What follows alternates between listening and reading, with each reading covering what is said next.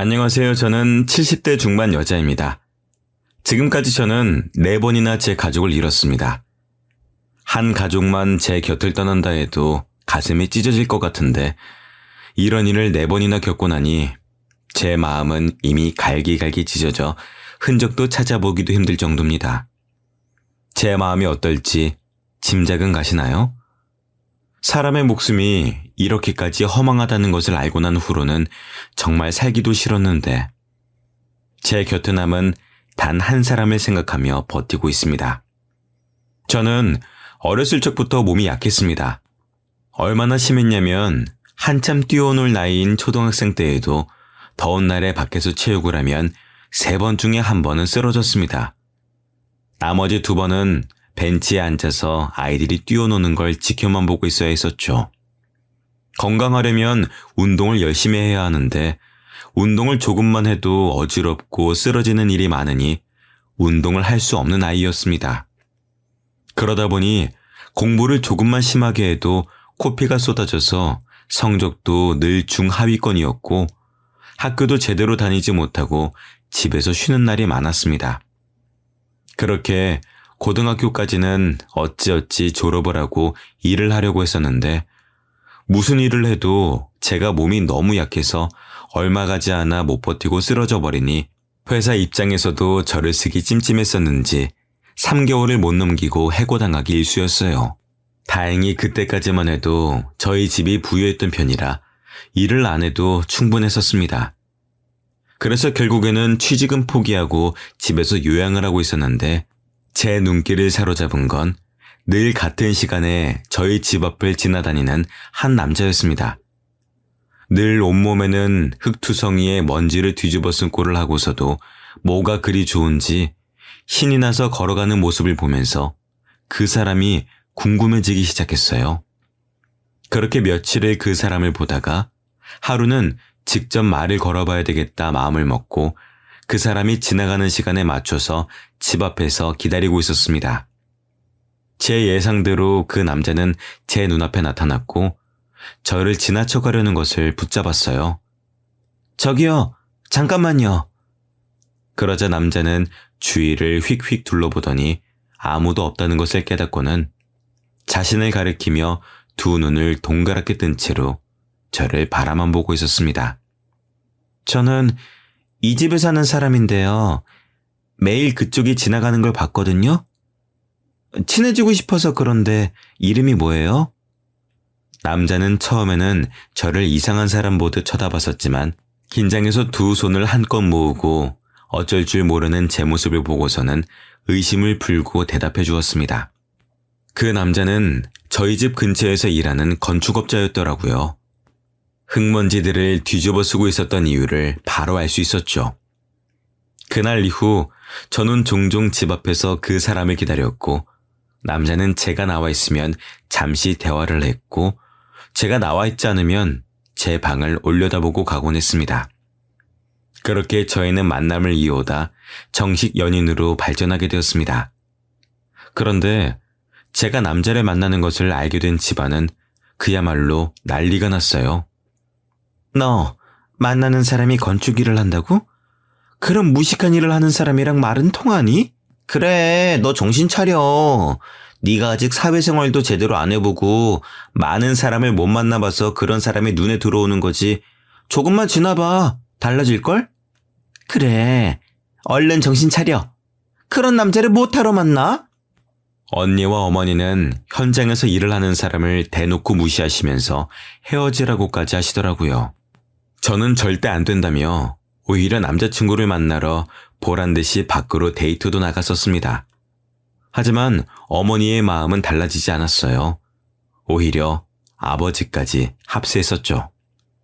너 요즘 만나는 사람 있다고 들었다. 별 볼 일 없는 사람 같던데. 그런 사람 만나면서 시간 낭비하지 말고 내가 봐놓은 선자리나 나가봐라. 아버지는 아버지의 사업에 도움이 될 만한 사윗감들로 선자리를 주선하기 시작하셨어요. 저는 절대로 안 나가겠다면서 버텼었지만 결국엔 어머니의 손에 붙잡혀 나갔었습니다.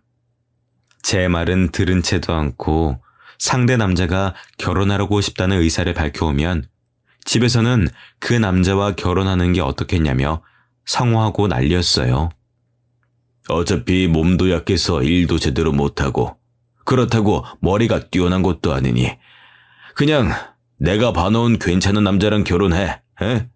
그거 너도 좋고 우리 집안에도 좋은 거야. 그게 어떻게 저한테 좋은 거예요? 저는 싫어요. 결혼은 제가 좋아하는 사람이랑 할 거예요. 제가 알아서 하게 내버려 두세요. 어쩜 너는 그렇게 제가 하고 싶은 것만 하려고 할 수가 있니? 자꾸만 그렇게 네 마음대로 할 거면 집 나가서 그 남자랑 살아. 아버지도 화가 날 대로 나셔서 저에게 소리를 쳤고 저는 그 말에 고지곳대로 알겠다고 하고 짐을 싸들고 나와 남자친구의 집으로 향했습니다. 남자친구에게 결국 그동안 강제로 선을 보고 있었던 것도 모두 털어놓았고 그 이야기를 모두 듣고서는 화도 안 내더라고요. 오히려 그럼 선을 못 보게 얼른 결혼해버리자며 먼저 말을 꺼냈습니다. 저도 그 생각에 동의했기 때문에 일주일 후 아버지의 화가 조금이나마 풀리셨을 거라고 생각하고 집으로 남자친구와 인사를 드리러 갔어요. 남자친구는 부모님이 안 계셔서 지금까지 쭉 혼자 지내왔다고 하더라고요. 그래서 저희 집에서 허락만 받으면 됐었죠. 초반까지는 그래도 싫어하지도 좋아하지도 않는 분위기였습니다. 꽤 탐탁치 않아 하시는 눈치긴 했지만 남자친구의 싹싹한 성격 덕분에 아버지도 마음을 돌리시나 생각했었죠. 하지만 남자친구가 부모님이 안 계시다는 이야기를 기점으로 분위기는 완전히 뒤바뀌고 순식간에 살얼음판이 되어버렸어요. 그 이후로 부모님은 절대 결혼은 안 된다고 하셨었지만 저는 그 남자를 너무 사랑했습니다. 결국에는 그날 밤 저를 방에서 나오지 못하게 어머니가 제 방문 앞을 지키고 계셨고 저는 창밖으로 몰래 탈출해 남자친구와 도망쳐 혼인신고를 해버렸어요. 결국에는 부모님과 저는 연이 완전히 끊겨버렸죠. 그 이후로 남편과는 작은 다툼 하나 없이 3년을 넘게 살았습니다. 아이를 가지고 싶었고 제가 몸이 좋지 않아 임신이 힘들었지만 남편은 그럼에도 아무런 재촉도 하지 않고 둘이더라도 충분히 행복하다면서 오히려 긍정적으로 생각했습니다. 그런데 남편과 결혼한 지 4년째 되던 날 저희에게 아이가 찾아왔습니다. 생각지도 못하고 있다가 속이 며칠째 더부룩해서 체한 줄로만 알고 병원에 찾아갔다가 저희에게 아이가 생겼다는 기쁜 소식을 들을 수 있었어요. 남편도 내심 아이가 있었으면 바라고 있었던 건지 정말 기뻐하더라고요. 그 이후로 저와 남편은 아이가 세상에서 나올 날만 손꼽아 기다렸습니다. 그런데 아이는 뭐가 그리 급했는지 한 달이나 일찍 세상에 나왔어요. 그러다 보니 몸도 다른 아이들보다 훨씬 약했었고요. 아이는 제 품에 한 번 안기고서는 바로 신생아 치료실로 들어갔습니다. 그래도 제가 퇴원할 때쯤에는 몸이 많이 튼튼해져서 함께 집으로 돌아올 수가 있었어요. 그 이후로 남편과 저는 아이를 키우는 맛으로 살았습니다. 딸이 아주 작은 소리라도 내면 남편과 저는 순식간에 딸에게 집중을 했었죠. 퇴원은 했었지만 저도 아이도 몸이 너무 약해서 남편도 여러모로 신경을 많이 썼어요. 아이가 열이 자주 나서 그 이후로도 병원을 자주 들락거려야만 했었거든요. 그런데 하루는 아이가 열이 올라서 한참이 지나도록 열이 안 떨어지는 거예요. 갈수록 심해지는 열에 저는 아이를 안고 병원으로 달려갔습니다. 그런데 병원에 가서도 상황이 나아지지 않았어요. 아이는 이틀이 넘도록 열이 펄펄 끓었고 겨우 열이 내렸을 때에는 이미 뇌에 손상이 가서 목숨이 위태로웠습니다. 제발 살려만 달라고 빌었지만 결국 태어난 지 1년도 채우지 못하고 저희는 그렇게 아이를 떠나보내야만 했습니다. 집에서 떠나질 않던 웃음소리가 아이가 떠난 후로는 뚝 끊겨버리고 슬픔에 빠진 저는 한동안 잠도 제대로 못 자고 눈물만 흘려댔습니다. 먼저 정신을 차린 건 남편이었습니다. 남편은 울기만 하고 밥도 제대로 먹지 않는 저를 달래가며 밥을 먹이고 저를 데리고 밖으로 나가면서 기운을 차릴 수 있게 해줬습니다. 남편 덕분에 저도 1년이 지나고 나서야 조금씩 기운을 차릴 수가 있었죠. 그런데 다시 임신을 하기는 정말 힘들 거라고 했었던 의사의 말과는 달리 저희에게 둘째가 기적처럼 찾아왔습니다. 하지만 이미 몸이 많이 약해진 탓인지 의사는 아이를 낳는 걸 말렸습니다. 아이도 중요하지만 이번에는 정말 아이를 낳다가 죽을 수도 있다면서요. 하지만 저는 이번이 아니면 다시는 아이를 낳을 수 없을 거라는 생각이 들어서 모두의 만류를 무릅쓰고 저는 아이를 지키기로 결심했습니다. 그 이후로는 병원을 제 집 드나들듯이 드나들었습니다. 배가 자주 아파져서 병원을 갈 때면 어찌나 겁이 나던지 그렇게 자주 가던 병원이었지만 갈 때마다 눈물을 한 바가지씩 쏟아낸 덕에 담당 의사 선생님이 기겁을 하셨었죠. 다행히 아이는 뱃속에서 꼬박 10달을 잘 채우고 태어났지만 저는 정말 생사를 왔다 갔다 했었습니다. 결국에는 제왕절개를 통해 아이를 낳았죠.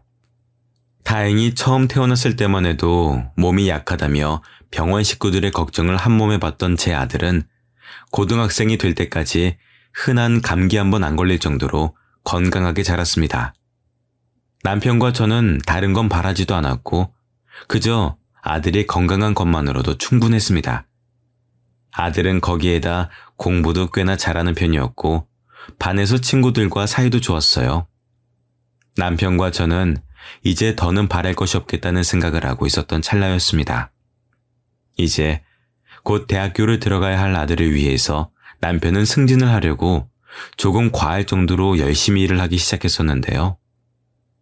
그때 남편이 밤낮 없이 일을 하다 하루는 저녁에 술을 약간 마시고 확인할 것이 있어서 들렸던 현장에서 남편은 사고를 당했습니다. 술이 들어간 탓에 주변을 신경 쓰지 못했던 그때 남편의 위로 철근이 떨어졌고 뒤늦게 피하려다 결국 한쪽 다리가 완전히 깔려 그 다리는 뭉개져 버렸습니다. 결국에 남편은 왼쪽 다리를 절단하고 일을 그만두게 되었습니다.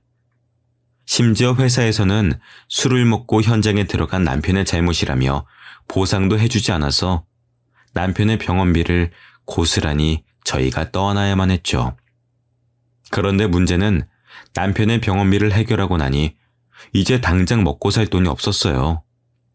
모아놓은 돈이라곤 남편의 병원비로 모두 나가버리고 이제 남편도 더 이상 돈을 벌어오지 못하는 상황이니 저라도 나가서 돈을 벌어야만 했습니다. 경력이라곤 20년 전 몇 개월 정도 회사에서 사무 보조를 하다 말았던 것이 끝이니 제대로 된 회사에서 저를 써줄 리는 만무했죠. 결국엔 집 근처 식당에서 주방 보조로 일을 하기 시작했습니다. 둘째를 낳은 후로는 몸이 더 약해져서 일을 하다 가끔씩 어지러움을 느끼기도 했지만 제가 아니면 돈을 벌어올 사람이 없으니 버텨야만 했어요. 미안해 여보. 내가 돈을 벌어와야 되는데. 몸은 괜찮아? 뭐가 미안해. 지금까지 우리 식구 당신이 먹여 살렸잖아. 이제는 내가 벌어올 수 있으니까 당신은 집에서 쉬고 있어. 남편은 제가 일을 시작한 이후로 제가 쓰러질까봐 전전긍긍했습니다. 아들도 피곤해하는 제 모습을 보면서 학교를 다니고 친구들이랑 노는 것만으로도 바쁠 텐데 제가 퇴근하고 집에 오면 집안일을 싹 해놓고 저녁까지 해놓고 공부하러 갔었죠. 덕분에 집에 오면 편하게 쉴 수 있었어요. 그런데 하루는 아침부터 몸에 기운도 없고 어지러운 느낌이 들었습니다. 하지만 돈을 벌어야 하니 억지로 참고 일을 하고 있었는데 갑자기 눈앞이 핑 하고 돌더니 그대로 저는 쓰러져 버렸습니다. 그리고 눈을 뜨니 제 눈앞에는 남편과 아들이 울었는지 두 눈이 빨갛게 되어서는 저를 내려다보고 있었어요. 눈을 뜬 저를 발견하고 두 사람은 호들갑을 떨었죠. 여보, 괜찮아? 내가 미안해. 이제 내가 돈 벌 테니까 당신은 집에서 쉬어. 엄마, 아니야. 내가 돈 벌어올게. 나도 돈 벌어올 수 있어. 내가 미안해. 다들 뭐가 그렇게 나한테 미안해. 안 그래도 돼. 돈은 내가 벌 수 있어. 다들 쓸데없는 소리 하지 말고 나한테 맡겨. 지금 당신한테 맡기다가 당신이 쓰러졌는데 어떻게 당신한테 맡길 수가 있어. 당신은 이제부터 집에서 쉬어. 몸도 약한 사람이 그렇게 힘든 일을 하니까 이렇게 쓰러지지. 아들도 남편의 말에 동감한다는 듯 고개를 몇 번 끄덕이더니 두 사람은 합심해서 저에게 일을 그만두라며 성화였습니다. 식당 사장님도 몸이 허약해서 맘 놓고 쓰기 어려울 것 같다며 먼저 저에게 그만 나왔으면 좋겠다라고 말씀하시더라고요. 결국에는 저는 일을 그만두고 집에서 일을 쉬게 되었습니다. 그래도 몇 개월을 일했으니 조금 모아둔 돈으로 쉬다가 다시 나가서 일할 생각이었어요. 그런데 이번에는 아들이 더 빨랐습니다. 아들은 제가 쓰러진 이후로는 새벽같이 일어나서 학교를 간다며 집을 나섰는데 알고 보니 신문 배달에다 우유 배달까지 하고서 일찍 학교를 가서 잤다 그러더라고요. 그 후로 피곤하다 보니 성적도 조금씩 떨어지고 처음 고등학교를 들어갈 때만 해도 중상위권이었던 성적은 날이 갈수록 중하위권으로 떨어졌습니다. 결국 아들은 대학도 가지 않고 졸업하자마자 작은 회사에 취업을 해서 돈을 벌면서 저희 집안에 가장 노릇을 하기 시작했어요. 그런 아들이 기특하기도 했지만 제 짐을 떠넘긴 것 같아서 늘 미안한 마음이 있었습니다. 아들은 그런 상황에서도 불만 한번 털어놓는 법 없이 조용히 돈을 모아서 남편의 의족을 맞춰주었어요. 생각지도 못한 선물에 남편은 눈이 휘둥그레졌죠. 그런 아들의 서프라이즈는 그뿐만이 아니었습니다. 아들은 그 후로 얼마 지나지 않아서 자신의 여자친구와 결혼하고 싶다며 여자친구를 데려왔죠. 그 여자친구는 처음부터 엄청 애교도 많고 싹싹하게 굴더라고요. 어머님, 어쩜 너무 고우세요. 피부도 좋으시고. 어머님 닮아서 오빠가 이렇게 인물이 좋은 건가 봐요. 뭐라고 하는 거야. 부끄럽게 그런 말 하지 마. 아버님, 이것 좀 드셔보세요. 사과가 달아요. 아들이 데리고 온 여자친구는 어찌나 싹싹하던지 평소에 낯을 많이 가리는 저도 순식간에 무장해제를 만들고 어느 틈엔가 왁자지껄하게 떠들게 만들게 하더라고요. 저희는 당연히 두 사람의 결혼을 허락해 주었습니다. 며느리가 저희 식구가 된 이후로는 저희는 모두 며느리의 팬이 됐어요. 뭐든 며느리가 하자고 하면 다들 좋은 생각이라면서 함께 했었죠. 그리고 아들이 결혼한 지 1년쯤 지나자 며느리가 임신을 했습니다. 저희 가족은 모두 기뻐하면서 안 그래도 예뻐하던 며느리를 어디 스치면 상처날까, 부딪히면 깨질까 조심스럽게 도자기처럼 다뤘습니다. 아버님, 이 정도는 제가 할 수 있어요. 저 주세요. 아유, 그러다가 접시가 깨져서 뱃속에 아기라도 놀라면 어떻게 하려고 그래. 저 새아가는 저기 소파에 앉아서 TV나 보고 있다가 우리가 부르면 와서 그때 밥 먹어, 응? 다 해놓은 반찬들을 덜어놓을 접시를 옮기는 것마저도 며느리를 시키지 않을 정도였죠. 별것도 아닌 것들로 진지해져서는 옥신각신하는 남편과 며느리를 보고 있을 때면 웃긴 코미디 프로그램을 보고 있는 것처럼 아들과 저는 웃음을 터뜨렸습니다. 에이, 왜 그렇게 웃는 거야? 응? 뭐가 웃겨? 아버지, 이게 어떻게 안 웃겨요. 제 와이프도 접시 정도는 나를 줄 알아요. 그렇게 신주단지 모시듯이 안 해주셔도 돼요. 임신한 몸인데 흰주단지보다도 더 귀하지. 네 엄마가 너 임신했었을 때는 이것보다도 훨씬 더 심했었어. 며느리라서 부담스러워할까봐 내가 참고 있는 거지. 아버님, 저 부담스러우세요? 저는 하나도 안 부담스러운데. 남편의 말에 며느리는 장난기가 도진 듯 남편을 놀리듯 이야기했습니다.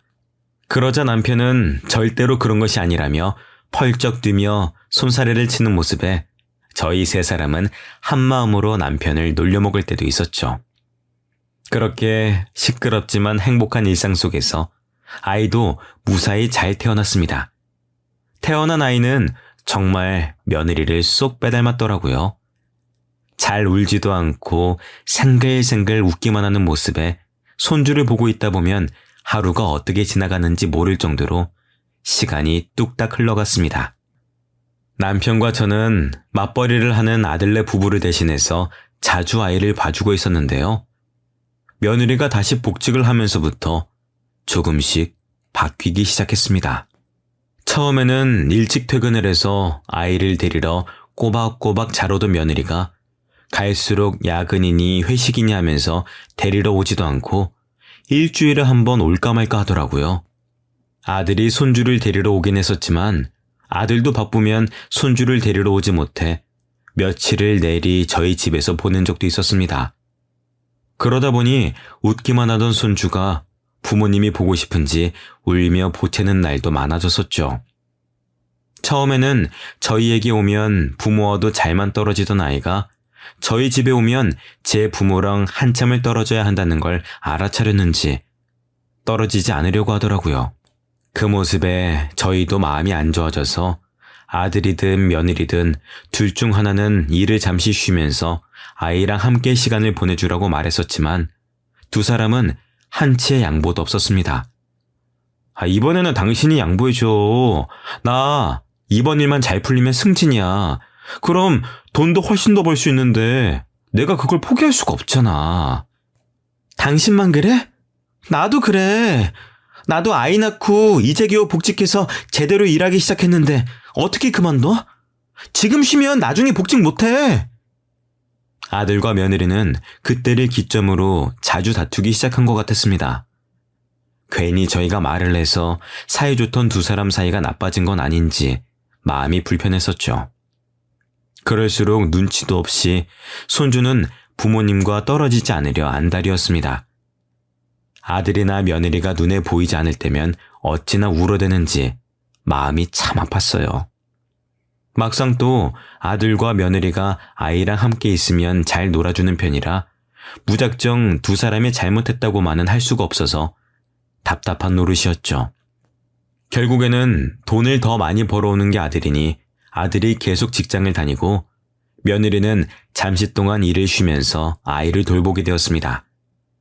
아들은 아이를 키워야 하니 돈을 더 많이 벌어오겠다면서 지방을 전전하는 현장직으로 근무를 바꿨어요. 그렇게 하면 확실히 돈은 더 벌 수 있다고 하더라고요. 하지만 며느리는 처음에는 손주를 잘 돌보는 것 같다가 또다시 밖으로 나돌기 시작했습니다. 아가야, 어딜 그렇게 나가는 거야? 기현이는 우리한테 내팽개치고. 어머님, 죄송해요. 제가 일이 있어서요. 잠시만 기현이 좀 봐주세요. 며느리는 일주일에 두세 번은 저희 집에 아이를 맡겨두고 나가는 일이 생겼습니다. 갈수록 아이에게 관심이 없어진 것 같아 남편과 저도 걱정이 많았어요. 설마 새아가 밖에서 다른 짓 하고 다니는 건 아니겠죠? 무슨 그런 소리를 해. 새아가가 어디 그럴 애야? 우리가 모르는 무슨 일이 있는 거겠지. 조금만 기다려봅시다. 하지만 더 이상은 며느리를 기다리고만 있을 수는 없는 상황이 벌어졌습니다. 오랜만에 김치를 담가서 김장김치를 나눠주려고 아들네 집에 들렸었는데 초인종을 누르니 며느리가 나오긴커녕 집안에서 아이의 울음소리만 들렸어요. 저는 며느리가 집안에서 큰일이라도 당했나 싶어서 다급하게 경비를 불러서 문을 열어 집 안으로 들어갔습니다. 그런데 집에는 며느리는 없이 손주만 덜렁 있었어요. 심지어 책장에 깔린 채로요. 저는 깜짝 놀라 책장을 들어 아이를 빼냈고 손주는 놀랐는지 한참을 울음을 멈추질 못했습니다. 다행히 뭔가 많이 쌓아놓는 책장이 아니어서 그렇게 무거운 편은 아니었지만 2살배기 아이에게는 충분히 위협적인 무기였었죠. 저는 처음으로 며느리에게 화가 잔뜩 나서 전화를 했습니다. 무슨 일이라니? 너는 집에 애 혼자 두고 어딜 그렇게 돌아다니는 거야? 애가 12살도 아니고 겨우 2살인 애를 두고 집 밖을 나갈 정신이 있니? 집에 오셨어요? 말씀하고 오시지. 저도 정말 잠깐 나갔었던 거예요. 밖에서 그렇게 오래 있었던 것도 아니고요. 지금 바로 들어갈게요. 됐다. 집에 가봤자 기현이 없어. 기현이 책장에 깔려서 지금 병원이다. 병원에서 검사해보고 우리 집으로 데려갈 테니까 그렇게 하라. 네? 기현이가요? 많이 다쳤어요? 무슨 병원이에요? 이미 늦었어. 이제서야 기현이가 어떤지 궁금하긴 하니? 저는 화가 나서 며느리에게 병원도 어딘지 알려주지 않고 끊어버렸습니다. 다행히 손자는 어디 한 군데 크게 다치질 않아서 바로 퇴원할 수 있었습니다. 그리고 집으로 가니 며느리가 안절부절 못하면서 저희 집 앞에서 기다리고 있더라고요. 어머님! 기현이는요? 크게 다친 곳은 없죠? 그렇게 걱정됐으면 아이를 혼자 두고 밖에 나가질 말았어야지. 죄송해요. 제가 너무 급한 일이어서 앞에서 잠깐 만나자고 해서 딱 10분만 만나고 다시 집으로 들어가려고 했어요. 그렇게 급한 일이면 아이는 혼자 둬도 되는 거니? 아이는 데리고 나갔어야지. 죄송해요. 너무 급하게 나간다고 그럴 정신이 없었어요. 급하다고 애를 안 챙기는 게 무슨 엄마니? 너 혼자 있는 집에 기현이 절대 안 보내. 내 남편 올라오면 그때 우리 집 와서 데리고 가. 그 전까진 절대 안 돼. 며느리의 말을 들을수록 더 화가 치솟은 저는 아들이 오기 전까지는 절대 아이를 보내지 않겠다며 그렇게 말한 후에 집으로 돌아와 아들에게 전화를 걸었어요. 여보세요? 무슨 일이에요, 엄마? 기현이가 다쳤다. 애 엄마가 애 혼자만 집에 두고 나가서 애가 책장에 깔려서 집이 떠나가라 울고 있는 걸 보고 내가 놀래서 병원으로 데리고 갔다. 네? 그게 무슨 말이에요? 기현이는 괜찮아요? 많이 다친 건 아니죠? 많이 다치진 않았어. 이제 겨우 진정하고 잠들었다. 내가 아무래도 며느리를 잘못 본 것 같아. 급하게 나간다고 애를 내팽겨치는 게 말이 되니? 아들도 너무 놀라서 화를 내다가 일을 빨리 마치고 올라오겠다고 하더라고요. 늦어도 밤 12시에는 도착한다는 말에 항상 일찍 잠에 들던 남편과 저는 잠도 자지 않고 아들을 기다리고 있었습니다. 그런데 아들은 도착한다던 시간이 한참이 지나도 오질 않았어요. 처음에는 운전 중이라 전화하면 괜히 방해하는 걸까봐 기다려봤지만 차가 밀려서 늦는다고 해도 심하다 싶을 정도로 오질 않았습니다. 결국엔 새벽 2시가 넘어서 아들에게 전화를 걸어보았지만 받질 않았어요. 얼마 지나지 않아 며느리에게 전화가 왔습니다. 아들에게 사고가 났으니 얼른 병원으로 와달라면서요. 그렇게 저는 병원에서 나온 지 24시간도 채 지나지 않아 다시 병원으로 향했습니다. 아들은 급하게 운전을 해서 올라오다가 졸음운전 차량과 사고가 나면서 차가 심하게 훼손됐다고 하더라고요. 겨우 아들만 차 안에서 빼내고 휴대폰은 사고 난 차 안에 있어서 전화를 해도 받지 않았었던 겁니다. 경찰에서 신원 조회를 해서 며느리에게 연락이 갔던 거죠. 아들의 상태를 보러 갔지만 근처에도 갈 수도 없을 만큼 심각한 상황이었습니다. 병상을 둘러싼 많은 사람들이 아들을 살리기 위해서 온갖 가진 노력을 다했었지만 아들은 결국 그 자리에서 일어나지 못하고 숨을 거두고 말았어요. 남편과 저는 다리에 힘이 풀려 그 자리에 주저앉았습니다. 너무 현실성이 없어서 정말 꿈인 것 같았습니다. 모든 게 다 거짓말 같았어요.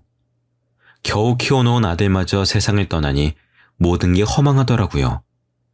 처음에는 눈물도 안 날 지경이었습니다. 그 상황 자체를 받아들이질 못해서 아들은 아직 지방에서 올라오지 않은 거라고 생각하고 아들에게 계속 전화만 걸어댔었지만 결국에는 현실을 받아들여야만 했습니다.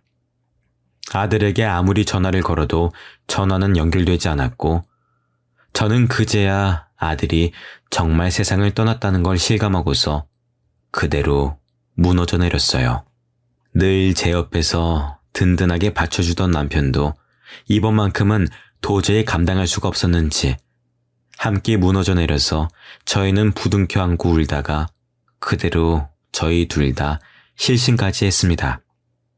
우리 아들, 내가 전화만 안 했어도 내가 괜히 전화해서 급하게 오느라 그런 일을 당한 거야.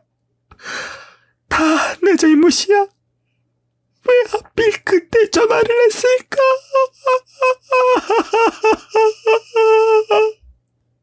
저는 제 스스로를 용서할 수가 없었습니다. 제가 아들에게 전화만 하지 않았더라면 이런 일이 일어나지 않았을 거라는 생각에 제 자신이 너무 미웠습니다. 심지어 제가 정신을 차렸을 때는 이미 아들의 장례식조차 끝이 나 있었습니다. 정말 낳기만 하고 해준 것도 없는 엄마가 된 것 같아 아들에게 너무 미안했어요.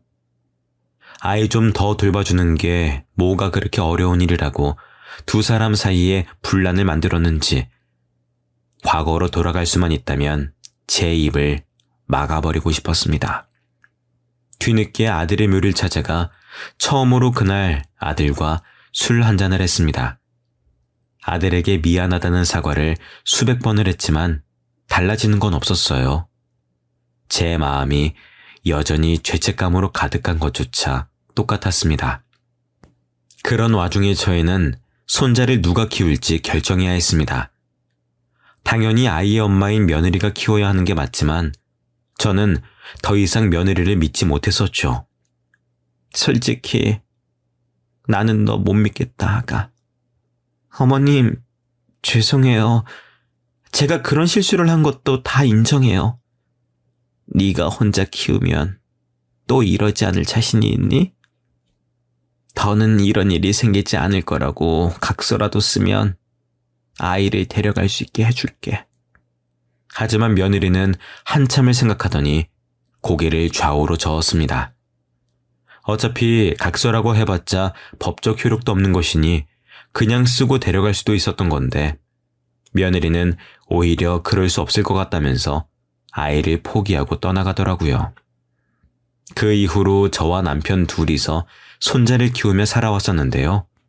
할머니 할아버지 밑에서 자라서 주위 친구들이 놀려서 기가 죽으면 어쩌나 걱정도 많았지만 손자는 그런 기색 하나 없이 저희를 부모처럼 생각하며 자라왔습니다.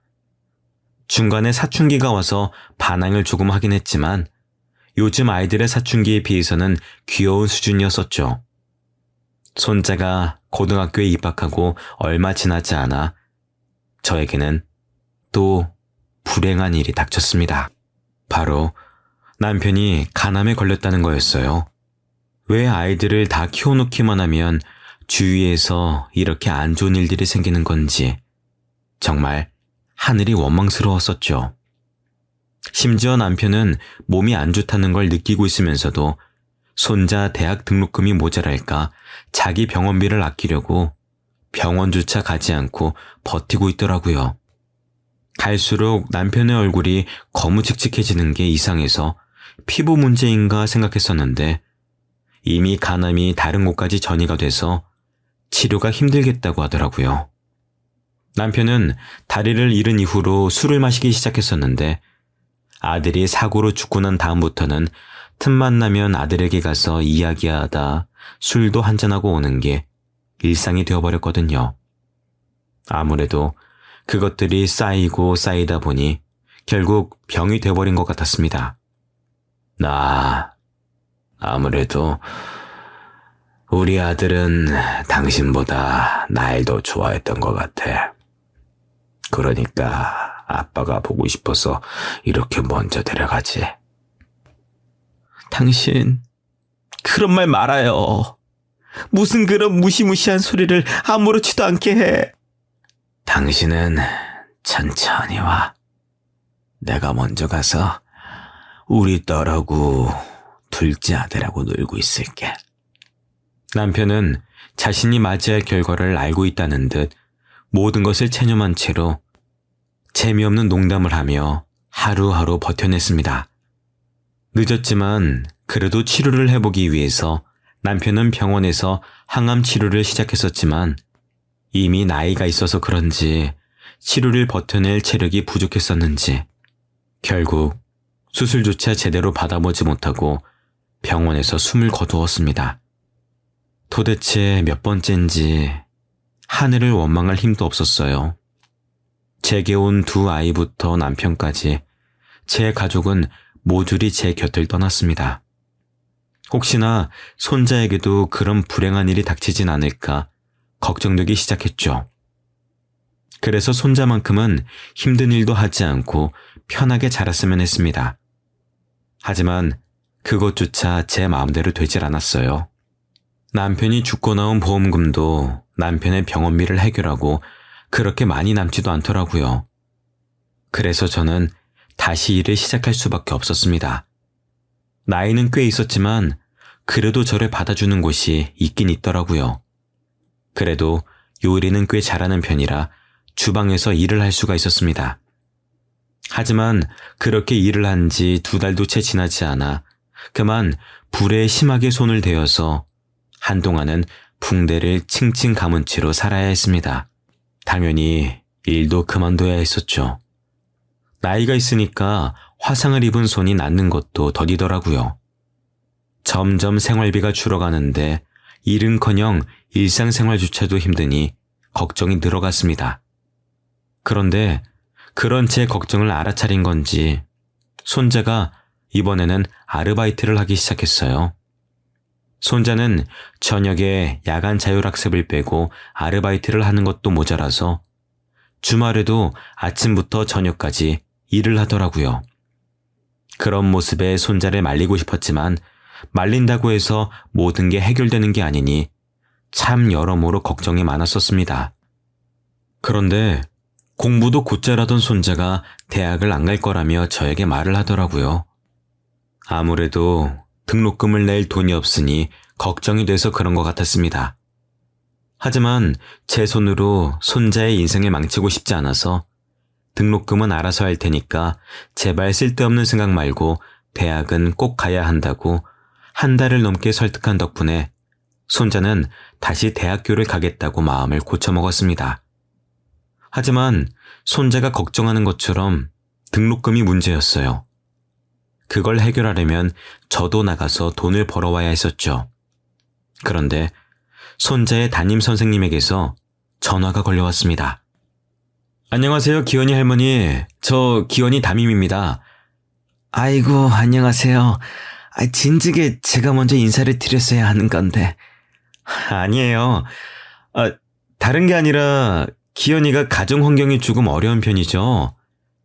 네, 그렇긴 한데 기현이 대학은 꼭 보낼 거니까 혹시 또 대학을 안 간다느니 그런 헛소리를 하면은 선생님이 따끔하게 혼 좀 내주세요. 그러자 선생님은 조금 웃으시더니 기현이에게 장학금이 나왔다고 했습니다. 네? 무슨 장학금이요? 그동안 기현이가 교회에서 상도 많이 받아오고 성적도 좋아서요. 동문회에서 기현이 학기마다 500만 원씩 해주신다고 하네요. 그 말에 저는 그간 앓던 시름이 싹 나는 것 같았습니다. 그 후로 기현이도 아르바이트를 그만두고 공부에 집중할 수가 있었고 꽤 좋은 대학에다가 대기업과 연결된 과에 전액 장학금을 받고 입학을 했습니다. 덕분에 취업 걱정도 덜고 방학 때마다 그 기업으로 인턴을 나가서 돈을 벌어오더라고요. 그 돈만으로도 저희 두 사람이 먹고 사는 데는 아무런 지장이 없었었죠.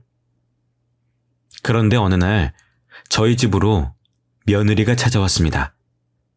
어머님, 그동안 잘 지내셨어요? 아버님 소식은 얼마 전에 들었어요. 무슨 일로 찾아왔어? 이제서야 기현이가 보고 싶은가 보지? 그러자 며느리는 고개를 푹 숙이고 눈물을 뚝뚝 떨어뜨렸습니다. 어머님, 저 얼마 안 남았어요. 엄마라고 말하지 않아도 돼요. 그러니까 한 번만 가까이서 볼 수 있게 해주세요. 알고 보니 며느리는 혈액암에 걸려서 이제 겨우 3달 정도밖에 안 남았다 하더라고요. 매번 멀리서 손자가 커오는 걸 봤었는데 죽기 전에 마지막으로 가까이서 보고 싶어서 직접 찾아온 거였습니다. 얼마 남지 않았다는 이야기에 마음이 약해진 저는 기현이와 며느리를 만나게 해주기로 결정했습니다. 생각해보면 며느리도 의도한 건 아니었던 사고였는데 제가 너무 며느리만 몰아붙였었는지 후회되기도 했었고요. 그리고 그날 저녁, 손자는 정말 오랜만에 친엄마를 만났습니다. 네, 엄마라고요? 그동안 어디 계시다가 이제서야 나타난 거예요? 미안해. 내가 너를 볼 면목이 없어서 그동안 멀리서만 지켜봤어. 처음에는 며느리에게 적대적이던 손자는 이야기를 하다 결국에는 엄마의 품에 안겨 한참을 울었습니다. 지금까지 어른스러운 척 버티고 있었지만 손자도 아직 어린아이였어요. 그 후로 손자와 며느리는 남은 3달이라는 시간 동안 그동안 하지 못했던 것들을 잔뜩 하며 시간을 함께 보냈습니다. 둘이서 캠핑도 가고 바다도 보러 가고 함께 아들에게 인사도 하러 다녀오면서요. 하지만 그 떨어져 있던 사이의 공백을 다 메우기도 전에 며느리는 세상을 떠났습니다. 그리고 손자의 앞으로 어마어마한 금액의 재산을 남겨주고 떠났습니다. 알고 보니 며느리는 그동안 꽤 돈을 많이 벌어왔나 보더라고요. 며느리의 친구이자 대리인에게 이야기를 들으니 손자를 혼자 두고 나갔던 날 며느리가 믿고 투자금을 맡긴 사람이 도망쳤다는 이야기에 황급히 나갔었던 거였어요. 제 아들이 지방을 돌아다니며 힘든 일을 하는 게 싫어서 자기가 직접 퇴직금으로 투자를 하려고 사람들을 만나면서 정보를 찾아다녔었는데 그게 저의 눈에는 그저 놀러만 다니고 있었던 걸로 보였던 겁니다. 결국에는 일이 모두 끝나고 한참 후에야 돈을 들고 도망간 사람을 찾아내 돈을 돌려받았고 그 이후로 여기저기 투자를 하다 대박이 나서 꽤 큰 돈을 모았다고 하더라고요. 그리고 그 돈으로 손자의 고등학교에 연락해 장학금 형식으로 손자에게 돈을 전달했던 것이었어요. 그 말을 들으니 그동안 오해하고 있었다는 사실에 너무 미안하더라고요. 며느리는 말하지 말라고 했다고 했지만 친구라는 사람은 그동안의 며느리의 속사정을 모두 알려주었습니다. 며느리도 제가 왜 그랬는지 충분히 이해하고 있으니 미안해할 필요는 없다는 말까지 덧붙였지만 그래도 며느리에게 사과 한번 제대로 못한 것이 못내 마음에 걸렸었습니다. 장례를 치르는 내내 마음이 불편하더라고요. 원래는 며느리가 죽기 전에 아무도 모르는 납골당에 자기를 안치해 주기를 바란다고 말을 전했다곤 했지만 손자와 상의 끝에 아들의 미호 옆에 나란히 며느리를 묻어주었습니다. 너무 늦게 오해를 풀어서 미안하다며 하늘에서 아들에게도 털어놓길 바라는 마음으로요. 그 이후로도 벌써 5년이 지나서 졸업을 앞두고 있습니다. 졸업하고 바로 자기가 가고 싶은 부서로 취직을 한다고 하니 이제 정말 걱정은 없습니다. 그동안 군대도 무탈하게 다녀오고 여자친구도 만들었어요. 주변 사람들을 넷이나 잃은 건 과거에 제가 너무 이기적이어서 벌을 받았나 생각합니다. 제멋대로 판단해버린 탓에 몇 명이나 상처를 받았을지 가늠이 안 되네요. 많이 늦은 것 같지만 남에게 도움만 받는 삶이 아니라 도움이 되는 삶을 살고 싶습니다. 여러분들도 너무 받기만 하는 삶보다 뭐든 주고받는 인생 사시길 바라겠습니다.